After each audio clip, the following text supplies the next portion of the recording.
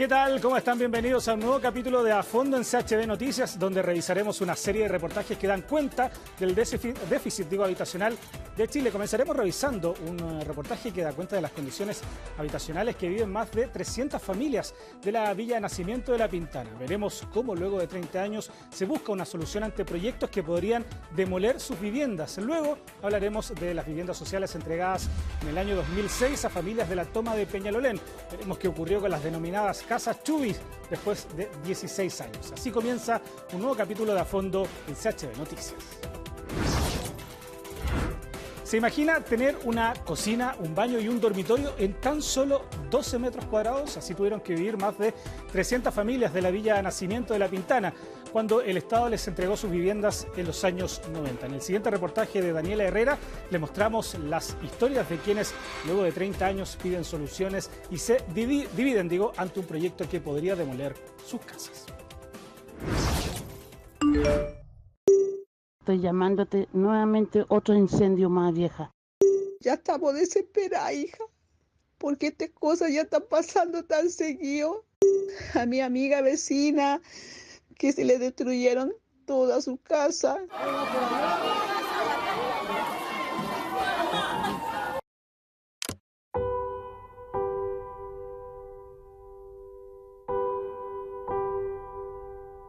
El sábado 27 de agosto, así despertaron los vecinos de la Villa Nacimiento de La Pintana. Ya con luz de día, pudieron constatar los daños de un incendio que comenzó a las 11 de la noche anterior. 3 casas quemadas y una veintena de damnificados. En esta pura semana ya fueron 2 incendios que hubieron, porque ya hubo en un pasaje anterior. ¿Es común que pase esto?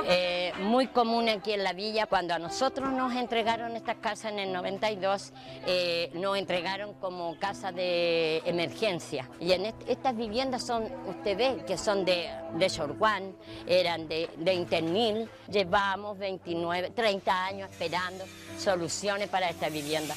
Pero para entender esta historia, precisamente hay que recordar lo que sucedió hace exactos 30 años.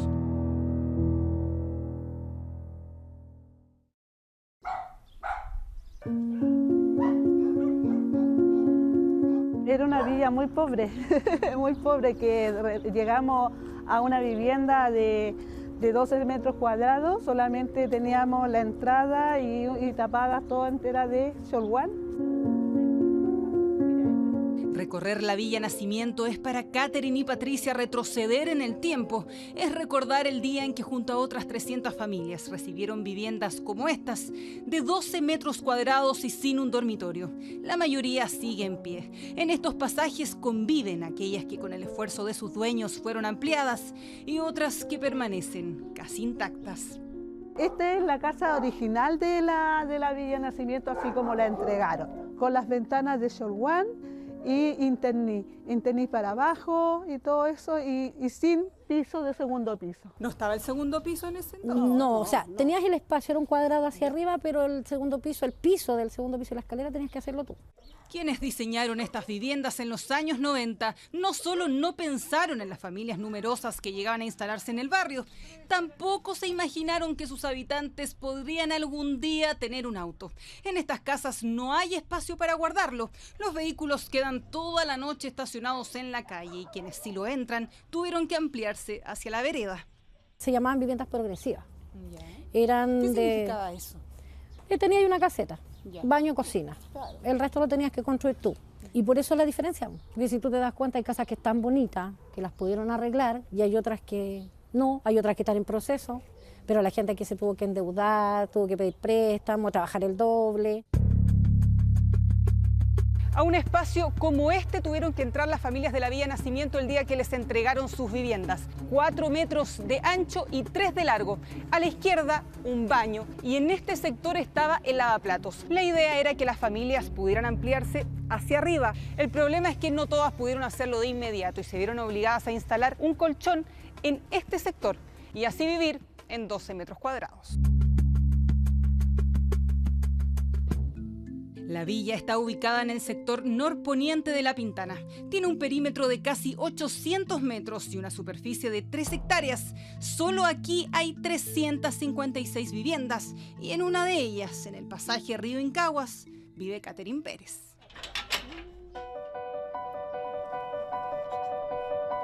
Adelante, pasen. Este es mi humilde hogar. Esta es mi casita. Aquí todavía está marcado donde estaba el lavamanos, o sea, el lavaplato. Esta era la cocina. Entonces tú entrabas y tú tenías el baño, tenías aquí la cocina y ese pedacito. Tenías que acomodarte con los hijos que trajerais hasta que pudierais construir arriba. Ese es el muro. De ese murito hacia allá es lo que nosotros nos entregaron. Esto no existía, era un hoyo hacia arriba. Entonces tú entraste y miraste todo esto aquí para abajo, todo esto estaba tapado con cholguán, así unas placas largas de cholguán. Y esto era tu casa, po. Pero era tuyo, entonces igual feliz, po. ¿Usted era feliz? Me daba lo mismo dormir en el suelo, me daba lo mismo, era mío, yo cerraba mi puerta y nadie me iba a golpear, ni me iba a preguntar qué estaba comiendo, ni a qué hora me levantaba. Y es que todo, incluso una casa de 12 metros cuadrados valía la pena con tal de no deambular como allegada junto a su guagua de 3 meses.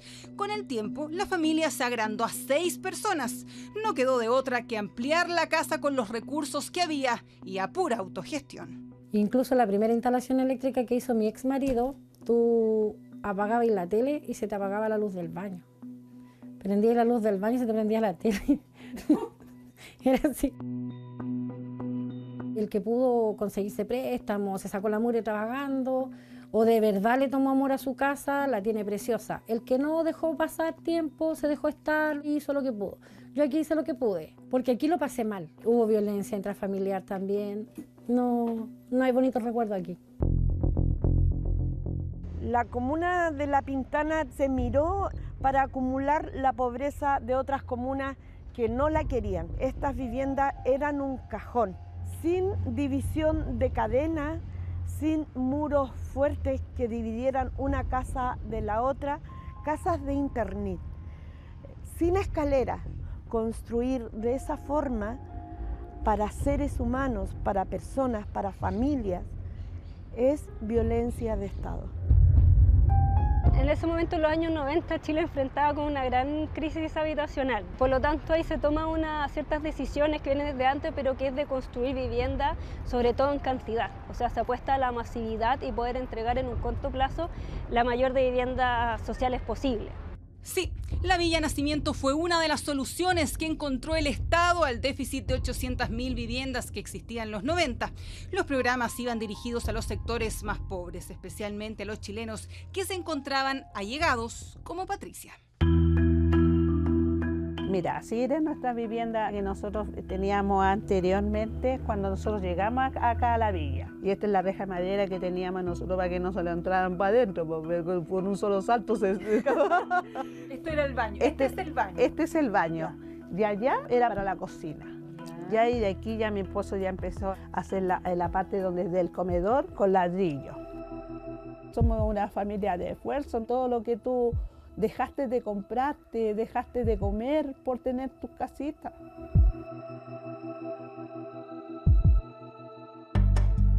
Esta vez, eso sí, los esfuerzos están en recoger escombros.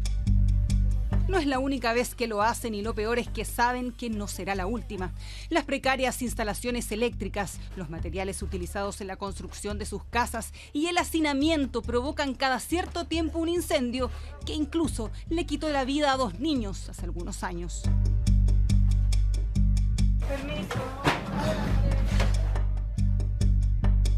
Este era uno de los dormitorios de mi nieta, donde ella dormía aquí solita. Y el fuego empezó ahí al lado. Este fue uno de los dormitorios que se salvó. Este es uno de los que quedó casi intacto. Y el otro es ese. Este es mi dormitorio, mire cómo quedó. Mire. Todo quemado. De la casa donde comenzó el incendio y vivían 10 personas, hay poco que mostrar. Nada quedó en pie, solo la rabia y frustración. Todo me da rabia porque la injusticia. Ahora último, mucha gente nos gastamos los 10% para poder seguir ampliándolo, porque no podíamos seguir viviendo en los cajones que nos habían entregado. Ahora nosotros estábamos en el nuevo proyecto que entramos a regeneración urbana. Está estancado, no sabemos qué pasó, pero está estancado. Rosa se refiere a este proyecto que el Ministerio de Vivienda presentó a los vecinos luego de que la Villa Nacimiento fuera seleccionada dentro del programa de regeneración de conjuntos habitacionales el año 2018. El objetivo, construir un nuevo barrio con mejores viviendas y accesos. El problema es que ya han pasado 5 años desde aquello y el sueño de tener una casa de 55 metros cuadrados, 3 dormitorios, un baño, cocina, sala de estar, estacionamiento y sobre todo estándares dignos de habitabilidad cada vez parece más lejano. No quisiera decirles que esto ha sido rapidísimo, porque no lo ha sido. Me habría encantado que avanzara más rápido, pero también hay que reconocer que los últimos años han sido años bastante particulares en que nos ha costado mucho como ministerio ir, ¿no es cierto?, a los lugares a los que necesitamos ir para intervenir, a conversar con las familias y a ir definiendo cómo se va a regenerar el barrio. Si bien el diseño del proyecto aún se está discutiendo con las familias, ya hay 5 etapas pensadas. En este terreno, que ya fue adquirido por Servio el año 2020, se construirán las primeras 52 viviendas. Cuando estén listas, las familias que viven en este sector serán trasladadas a las nuevas casas. El terreno quedará vacío, listo para la construcción de nuevas viviendas. Entonces podríamos empezar a disponer de los terrenos que están acá para ir generando también viviendas de mejor calidad, demoler lo que hoy día existe. Sí o sí habría una demolición. Tenemos que conversar con cada vecino y cada vecina, pero efectivamente lo que se propuso es justamente hacer viviendas nuevas en terrenos donde hoy día hay construcciones. Eso significa que las construcciones que hoy día están ahí tengan que salir. Pero la palabra demoler no gusta a algunos vecinos, sobre todo a quienes invirtieron en sus viviendas hasta lo que no tenían. Brígida Sepúlveda puede pasar horas en el balcón que su marido construyó con los retiros del 10%. Los hijos crecían y eran tantas las ampliaciones que hubo que hacer en esta casa que casi no quedó espacio en el patio. Esta es la otra pieza que construimos después con el tiempo. Y acá tengo la otra pieza de mi hija, Sandy. Esta es la otra pieza de mi hija. ¿Se tuvieron que endeudar para hacer todo esto? Sí. Ahora toma aire libre con su mascota, ve la luz del sol y tiene a todo el barrio controlado. Para que fuera cambiando nuestra vida, como siempre íbamos a estar así, como decir, mal, pues viviendo. Muchas personas han sacado, como decir la palabra, la cresta, como tenemos nuestras casas. Entonces por eso yo le digo que de 30 años que estamos viviendo aquí, y ahora le vienen a dar su proyecto, porque mucha gente no está de acuerdo. Pena, pena, desilusión, lo que tú con tanto esfuerzo tú has hecho y que después tú la veas y que te la están destruyendo.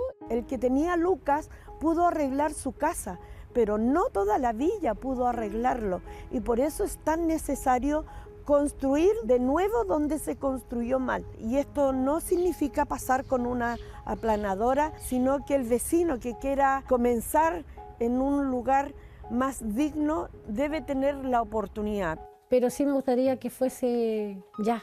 Te tortura la idea de pensar que vaya a estar en un lugar un poquito mejor, pero que no sabéis cuándo. Po. El Estado, como siempre el Estado. El Estado uno lo ve como la figura de alguien indolente. Ay, necesitáis soluciones, ya espérate un poquito. Y después cuando te acordáis, verdad que teníamos que solucionar acá. Así uno ve al Estado. Las etapas que vienen dependen también de que las familias vayan definiendo si se quieren quedar, si se van a relocalizar, y que vayamos resolviendo caso a caso, familia por familia, cuál es su situación personal. La primera etapa podría, ¿cuándo comenzar? Esto es una estimación, digamos, muy gruesa, que depende de muchos factores que no controlamos hoy día, pero debiera estar partiendo aproximadamente en un año. ¿Usted coincide con los vecinos que el Estado se demoró mucho tiempo en tener una solución? Yo empatizo con los vecinos y creo que sí, que estos son problemas muy complejos, y como gobierno vamos a hacer todo lo posible porque esto avance mucho más rápido de lo que ha avanzado hasta ahora. Mira, yo en 10 años más, yo me imagino todavía estar viviendo aquí en mi casita, pero si viene esta construcción, yo creo que no me quedaría aquí, me iría. Ya en 10 años espero estar en la casa nueva, y me gustaría estar así como frente a la Platina, para ver pastitos. Quiero tener un espacio en el antejardín y poner muchas plantas y colgar todos mis trabajos de mis artesanías que hago. Tranquila. todo sale bien, en un año más podrían estar construyéndose las primeras 52 viviendas, pero no hay certeza de cuánto demoren las otras 4 etapas. Mientras eso ocurre, probablemente algunos vecinos seguirán recogiendo escombros, otros ampliando sus casas, y hay quienes solo esperarán que llegue el día en que les entreguen esa vivienda digna que se les negó hace 30 años.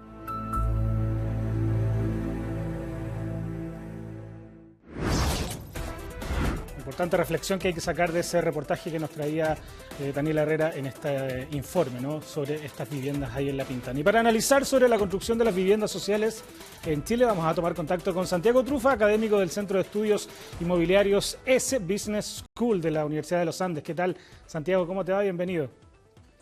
Muy bien, muchas gracias. ¿Cómo estás tú? Muy bien, partamos conversando de este tema y bueno, sabemos un poco la radiografía que hacía Daniela Herrera en ese reportaje. ¿Qué falta en Chile para construir viviendas sociales dignas de más de 12 metros cuadrados? Sabemos que la situación de esa villa puntual también genera un paradigma para otros lugares que a lo mejor viven en situaciones similares. ¿Cómo solucionamos ese problema? Mira, hay que partir por entender que hoy en día tenemos un déficit habitacional importante, en torno a 100.000 viviendas anuales, ¿ya? Y aquí han confluido varios factores para hacer esto una tarea cada vez más difícil.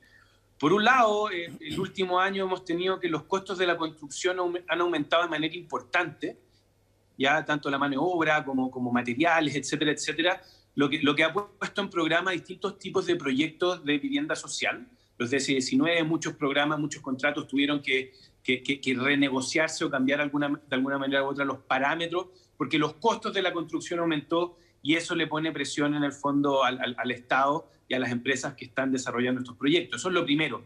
Lo segundo, y acá hay un tema súper importante, tiene que ver con el precio del suelo.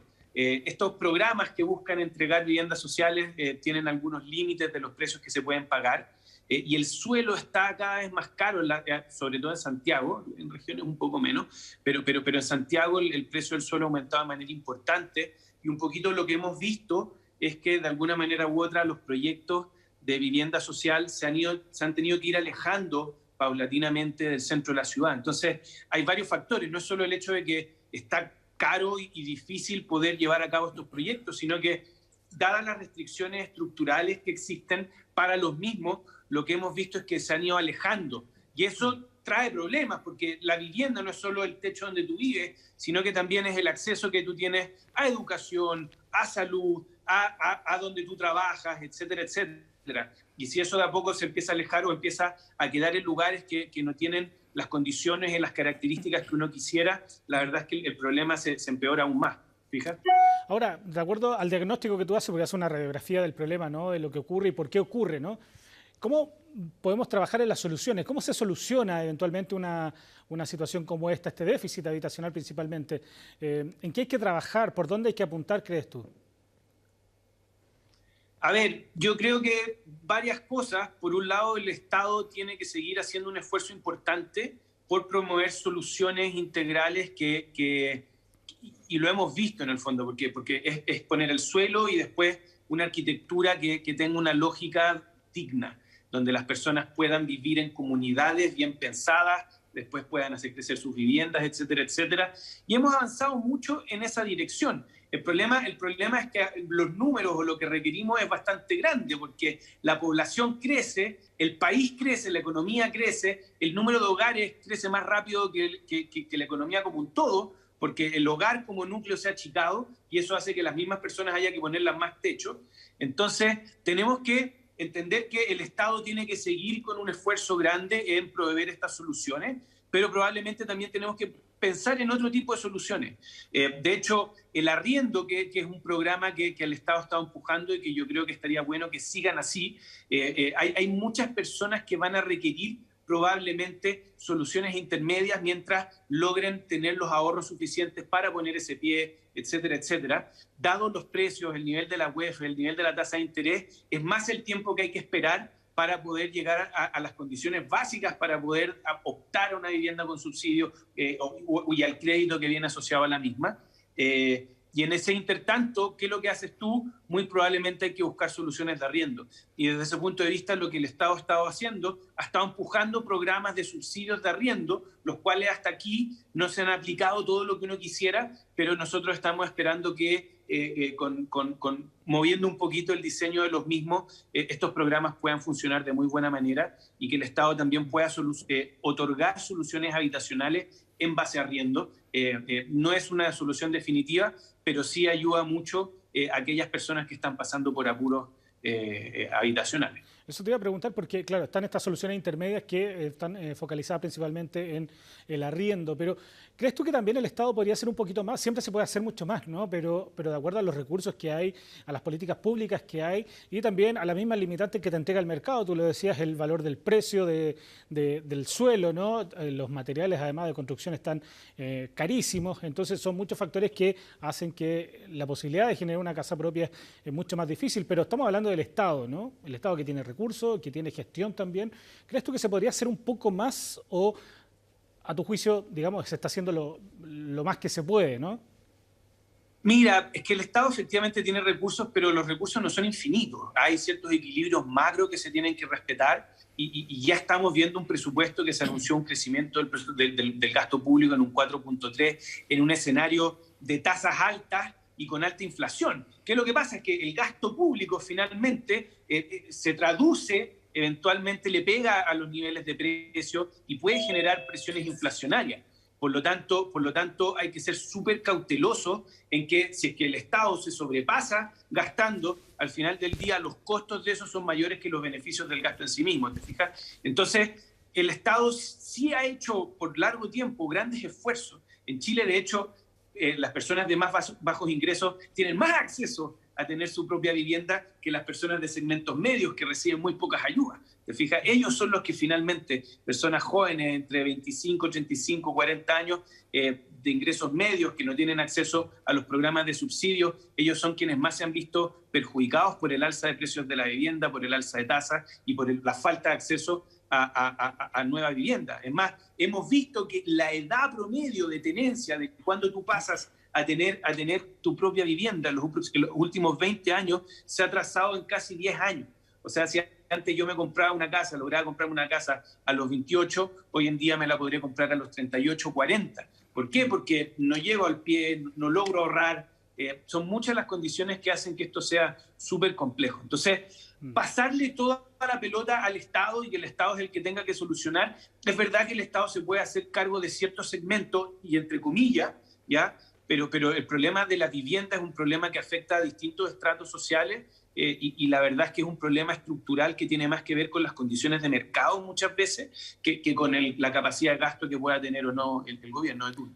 Las condiciones están bien adversas, ¿no? Sabemos la situación en la que estamos, sobre todo la situación económica, las alzas de precios y todo lo que tú hacías dentro de este diagnóstico bastante certero, pero ¿cómo se mejora, no? ¿O qué modelo habitacional se podría implementar para que en Chile se pudiera mejorar el tema de las viviendas, principalmente sociales?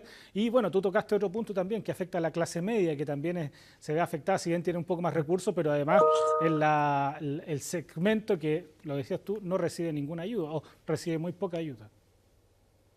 Mira, acá hay, como en todo mercado, hay dos patitas, está la oferta y la demanda. Por un lado, la demanda sigue creciendo. ¿Por qué? Porque aumenta el número de hogares y eso es un hecho de la causa y va a seguir así. El tema es qué es lo que hacemos nosotros respecto a la oferta.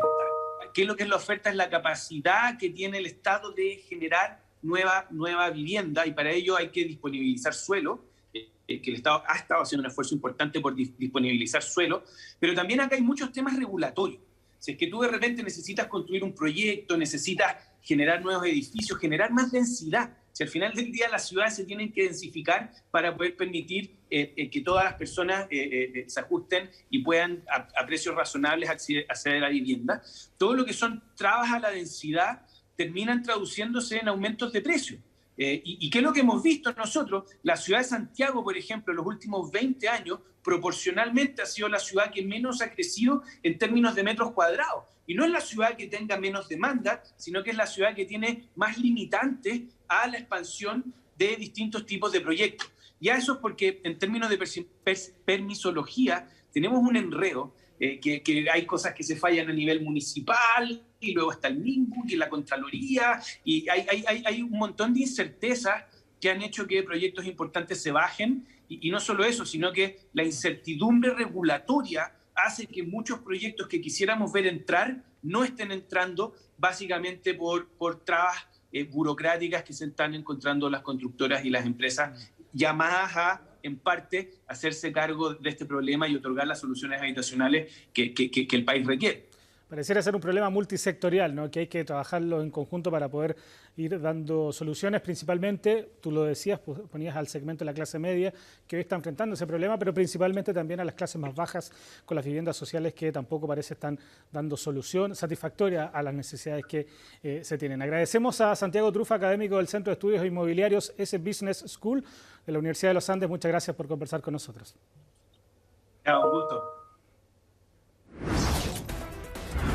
Y nosotros nos vamos a una pequeña pausa comercial y regresamos con más a fondo en CHD Noticias.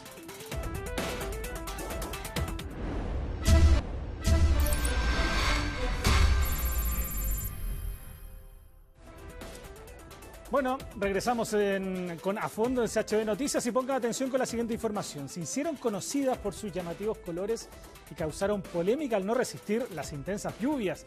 Hablamos de las denominadas casas Chubi, viviendas sociales que fueron entregadas en el año 2006 a familias de la toma de Peñalolén. ¿Qué ocurrió con ellas de estos 16 años? El reportaje es de la periodista Daniela Herrera.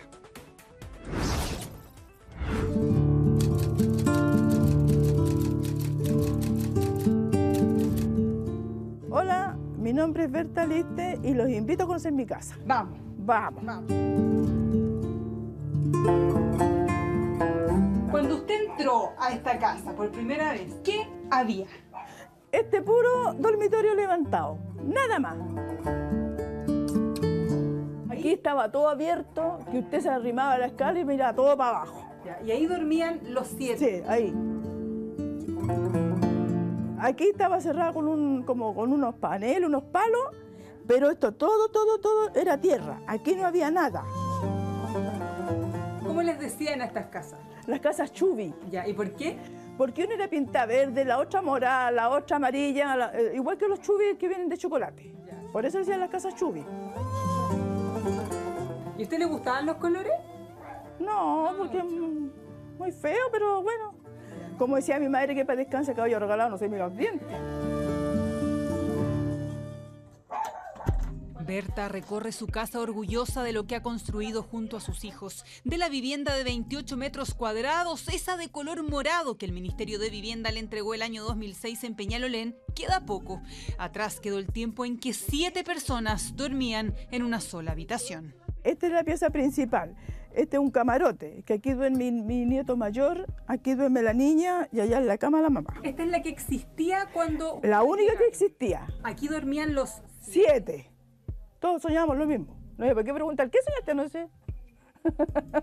Hoy hay risas, porque en 16 años, Berta, sus hijos y nietos lograron ampliar su casa, pero el sueño de la vivienda digna había comenzado 7 años antes de llegar a las apodadas casas Chubi, cuando sus vidas tenían un sabor más amargo que dulce.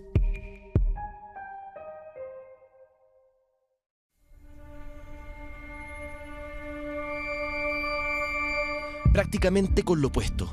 Ollas comunes, con carpas e ilusiones, llegaron 1.650 familias sin autorización a tomarse un terreno baldío ubicado entre las avenidas José Arrieta y Tobalaba en la comuna de Peñalolén. Al principio, cuando llegamos a la toma, no habían casas construidas, eran en carpas. Y le pregunto a mi mamá qué son las carpas. En la playa hay carpas. Y me dice, sí, yo le digo, ¿qué playa es? No, es tu casa. Le dije, voy a vivir en la playa. Y claro, después veo el canal San Carlos y pensé que era un río, una playa para poder bañarse, todo. Me encantó.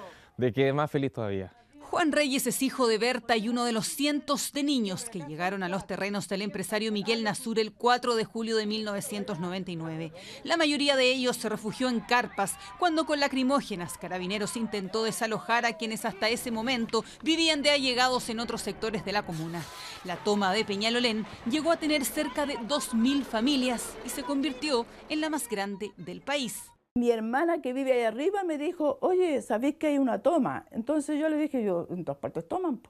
Me dijo, no, así, pues. Y me dijo, no, tonta, me dijo, hay una toma de terreno abajo. Yo salía del trabajo a las 4 de la tarde, tomaba la micro, llegaba a la casa, me ponía pantalones, el martillo y clavando la casa al tiro, arreglando. En la casa de los Aliste aún están las fotos que recuerdan esos duros años, y es que cada invierno era más duro que el anterior. Pasamos unos inviernos hartos crudos, había que levantarse, hacer zanja, porque si no el agua se metía para la cama, toda esa cosa muy horrorosa. Y después cuando empezaron las postulaciones para las viviendas, yo dije, ya pues, y yo le dije a la hija, sabía que ya falta poco para que nos vamos para ese de aquí.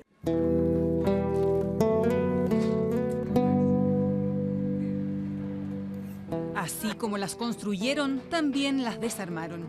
En abril del año 2006, las primeras familias de La Toma fueron trasladadas a viviendas sociales en la misma comuna de Peñalolén.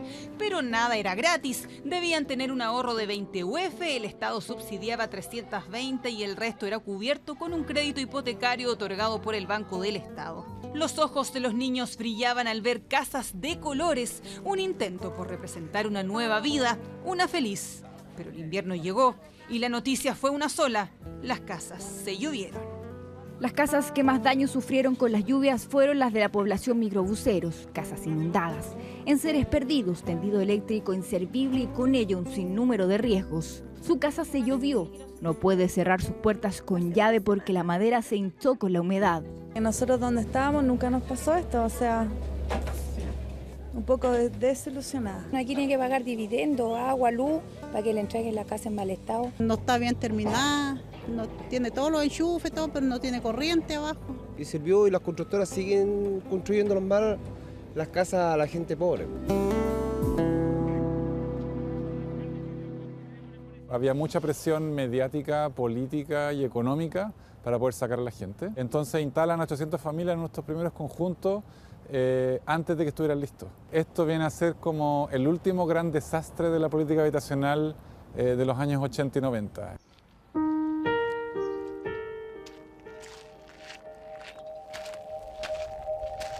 ¿Dónde vivías tú?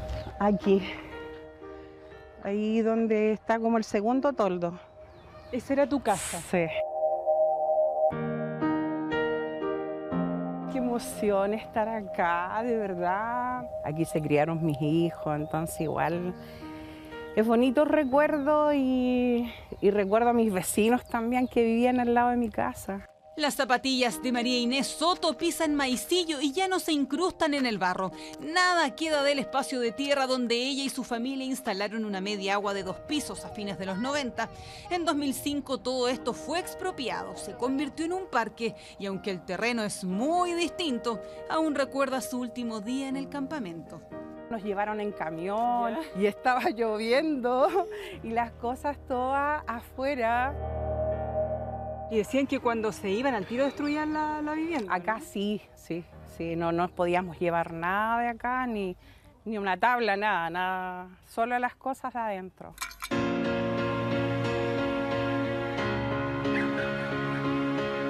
Ya han pasado 16 años desde que María Inés llegó a la Villa Microbuseros y aunque aún se observan algunas casas con las fachadas originales por las que se hicieron conocidas, la mayoría pudieron ampliarse y remodelarse con la ayuda del Serviu. Logramos juntar las lucas, los papeles y nos tiramos para ampliarnos, porque en un solo dormitorio no podríamos dormir. ¿Te gusta cómo está? Sí, ese verde que está ahí, eso es ampliación también.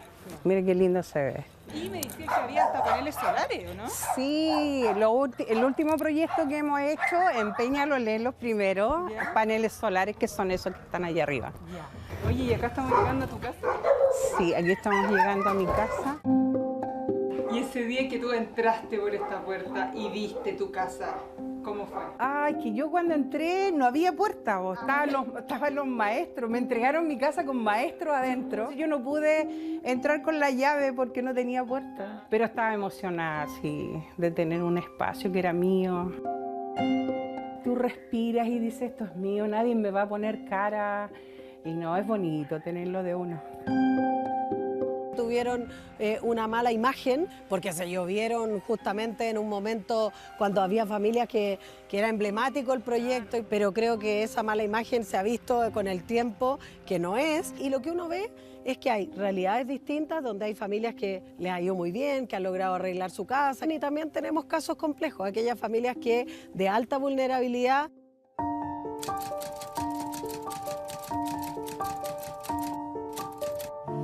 Aló, señora María. Hola, ¿cómo está? Bien, bien, adelante. Permiso. Adelante. Al recorrer la Villa Cordillera, una casa color azul nos llama la atención. Es la única en todo el pasaje que no tiene ampliación.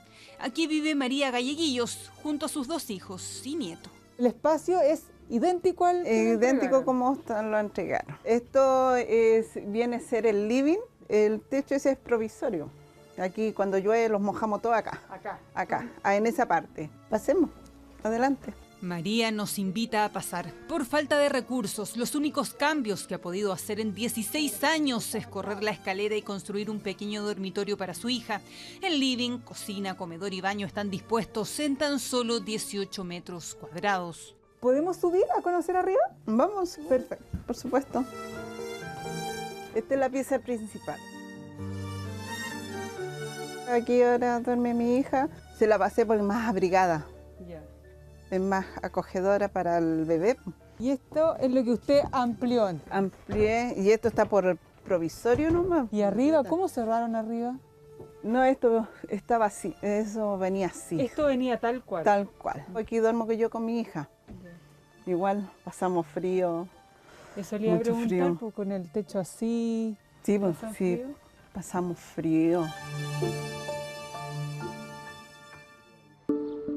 Se sumaba que haber recibido casas que se llovían, que ni siquiera estaba terminada y que más encima tenían que construirla por ellos mismos y más encima pagar un crédito hipotecario. Que esa gente se sienta apegado a esa propiedad privada hoy en día es como un milagro, digamos, pero el nivel de abandono que sintió esa gente con una vivienda que está pero a años luz de ser digna es lamentable. Hoy día uno podría cuestionarse de cómo si tú haces una casa que después la familia tiene que terminar.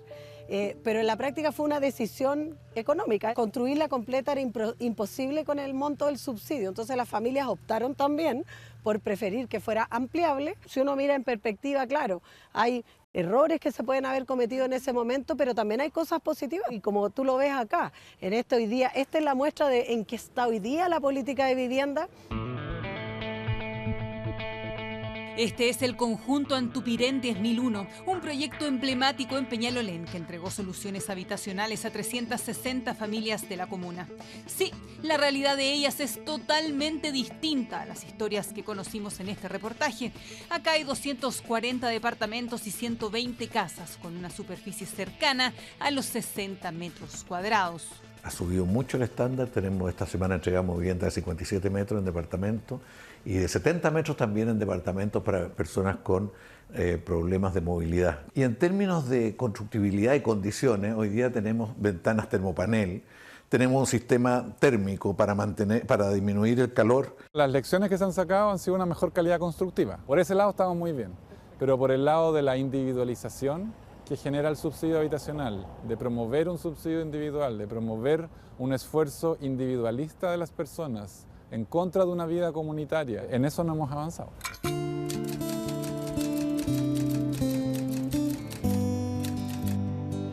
Pasa. Por estos días, María Sandoval y todos los vecinos de las villas, microbuseros, La Cordillera, Los Guasos, El Valle, Los Naranjos y La Higuera, tienen una nueva batalla, más pequeña que las otras, pero no menos importante, trasladar el baño que tantas incomodidades les genera. El baño está aquí. Claro, y aquí está Este es el baño, mire. Aquí, es chiquitito. Y es súper incómodo ir al baño cuando están comiendo, cenando, tomando once. Se siente todo. Por eso. Sí, por eso necesitamos nosotros urgentemente el apoyo del Ministerio de Vivienda y también de la municipalidad, que estamos trabajando fuertemente con ellos. Desde la municipalidad aseguran que se está trabajando en los permisos para la postulación a distintos subsidios que otorga el Serviu. El problema es que muchos vecinos, entre ellos María, nunca han logrado ahorrar el monto mínimo que pide el Estado. si aquí el Estado o, no sé, una constructora o alguien amable que pudiera ayudarnos con estas familias, para que sí puedan tener su casa más digna de lo que están. ¿Sueña con poder ampliar su casita? Sí, sí. Y si alguna vez me muero, quiero irme contenta. Sí. Son los sueños de quienes quieren dejar atrás los desastres tras las lluvias, las casas de un solo dormitorio y el estigma de haber quedado como un ícono de la mala política habitacional. Son los deseos de quienes ya no quieren ser conocidos como los vecinos de las casas Chubi y exigen tener esas viviendas dignas que les prometieron hace 16 años.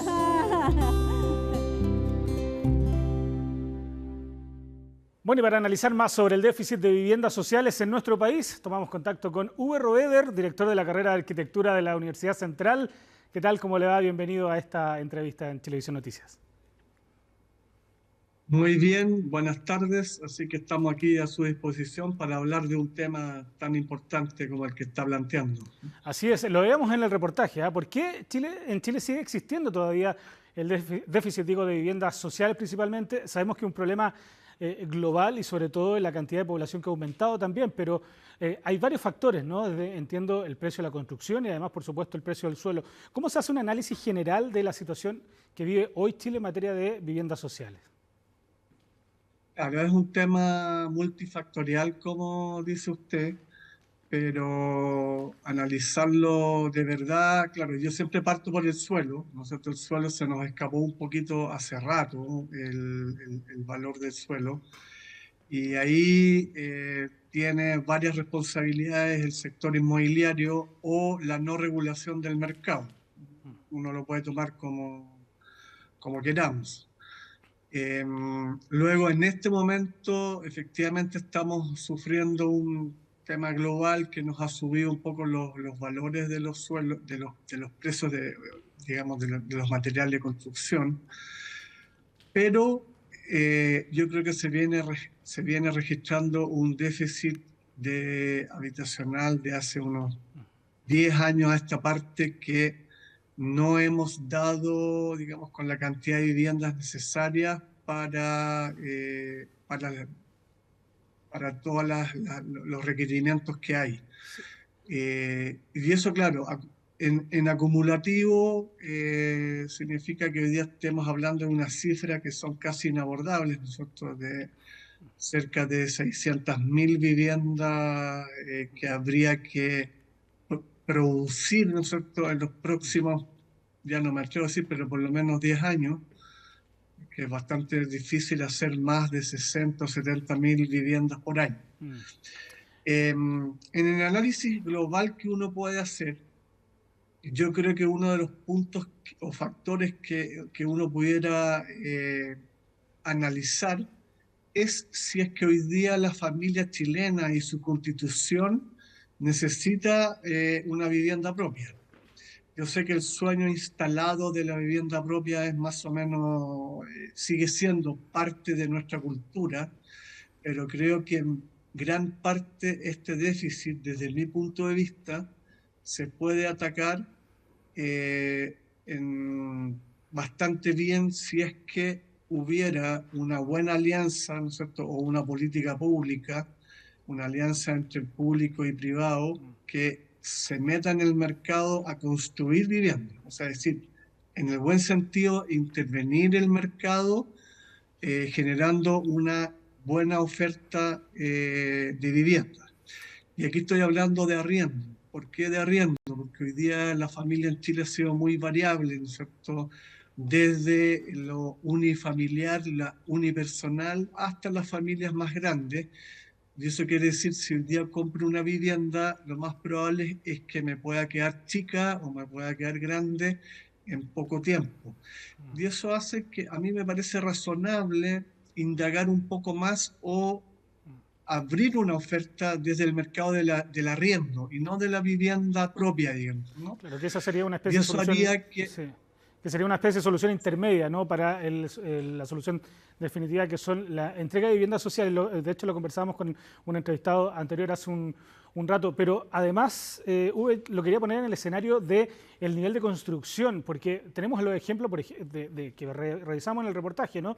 De las famosas casas Chubi, ¿no? Que se llovieron al poco un rato, también las famosas casas Copeva y otras experiencias bastante negativas en materia de vivienda en nuestro país. ¿Cuánto se ha aprendido también de esos ejemplos, de esos malos ejemplos que hemos tenido en nuestra historia reciente en materia de construcción, entendiendo también el déficit habitacional que hay y por supuesto lo que se está construyendo, ¿no? Si es o no de buena calidad? Sí, yo creo que hoy día hay una conciencia en que es necesario construir bien, ¿ya? O sea, para que no ocurra estos ejemplos que usted está dando. Yo creo que hay un esfuerzo ahí del inmobiliario de intentar que esto no ocurra. ¿Dónde está radicado el problema hoy día desde mi punto de vista? Y es que seguimos hablando de déficit habitacional y al mismo tiempo de soluciones habitacionales de emergencia. Entonces, si no hablamos en definitiva de construir viviendas adecuadas, que yo digo adecuadas en vez de dignas, y esto tiene toda una connotación, ¿cierto? Que es una vivienda que tiene una cantidad de metros cuadrados, que debería tener buena accesibilidad, que debería tener buen asoleamiento, que ojalá esté centralizada de manera que tenga acceso a servicios, o por lo menos bien conectadas con los sistemas de servicio de transporte. Vamos a seguir equivocando el camino. ¿Y eso está ocurriendo hoy, a su juicio, Uwe? Sí, yo hoy día sigo escuchando la palabra que hay un plan de emergencia, ¿no es cierto?, para construir viviendas, y no he podido observar que efectivamente se esté hablando de la calidad de vivienda, no solamente desde lo constructivo tiene que ver con que sea antisísmica, con que ojalá tenga buena aislación térmica y acústica, pero además de la calidad de los espacios, ¿no es cierto?, la calidad un poco de lo que rodea la vivienda. Ahí hemos visto varias imágenes, ¿no es cierto?, de viviendas pareadas que dan a un pasaje, que prácticamente el espacio que da los antejardines no hay nada verde. Y está más que comprobado, ¿no es cierto?, que si nuestros niños no tienen acceso a un parque, no tienen acceso a espacios verdes, van a desde chiquitito crecer en un ambiente que es bastante hostil. O sea, cada vez, desde mi punto de vista, está más cercano el que ya no es una teoría. O sea, vivir bien significa tener alguna relación con elementos naturales, alguna buena relación con el sol. Esto también tiene que ver con defenderse del calor en verano, así como defenderse del frío en invierno, sin gastar energía, cuando hablamos de sustentabilidad, y tener lo que es fundamental para mí, el espacio público entre viviendas, sea el pasaje, la calle. También tenemos que hablar ahí de calidad. Mientras no superemos eso, probablemente encontremos un sistema, ¿no es cierto?, prefabricado, un sistema modular que nos vaya solucionando el déficit, pero ojalá vaya acompañando de calidad habitacional. No solo la construcción de la casa, claro. Exactamente. Yo sé que por eso yo digo, esto es un problema multifactorial, que no es de fácil solución, pero yo soy de la teoría que es mejor construir menos, pero entregar buenas soluciones. ¿Y eso se está desarrollando, Uwe, a su juicio? ¿Ha existido este programa integral, no solo entregar una vivienda a la gente, sino también entregarle un entorno alrededor de esa vivienda? ¿Existe hoy esa política, por ejemplo, en el Ministerio de Vivienda, en los programas de viviendas sociales que se están entregando? Yo me atrevería a decir que existe, aunque todavía hay muy pocos ejemplos, pero existe. Existen problemas que tienen que ver con compensación, que tienen que ver con áreas verdes, que tienen que ver con accesibilidad universal. O sea, por lo menos el tema se está hablando e incorporando en algunos programas. todavía no me atrevería a decir que tenemos buenos ejemplos, ¿no es cierto?, como para ir a visitar, poder ver un poco qué es lo que se está haciendo.